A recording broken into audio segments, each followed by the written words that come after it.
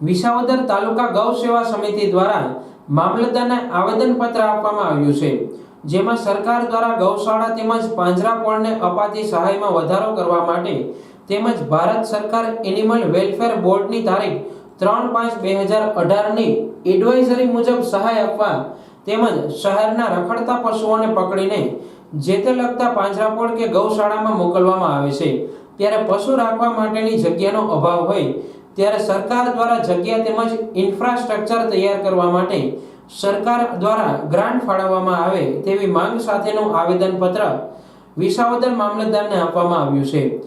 કેશવભાઈ દેવજીભાઈ પ્રેમપરા, કન્યા ગૌ સેવા સમાજ,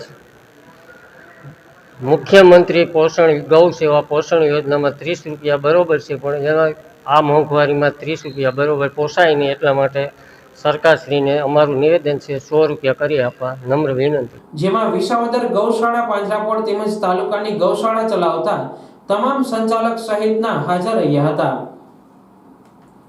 આજે અમે ગૌ સેવાની જે સહાય મળે છે અમને મુખ્યમંત્રી ગૌ પોષણ યોજનાની, એ 30 રૂપિયા એક ગાય દીઠ મળે છે. એ અમે એનો વધારો કરવા માટે રજૂઆત કરવા માટે આવ્યા છીએ. 30 રૂપિયા અત્યારની મોંઘવારીમાં કાંઈ થાય નહીં અને ખૂબ જ ઓછી રકમ છે, તો એની અમે રજૂઆત કરી અને આવેદનપત્ર આપેલ છે.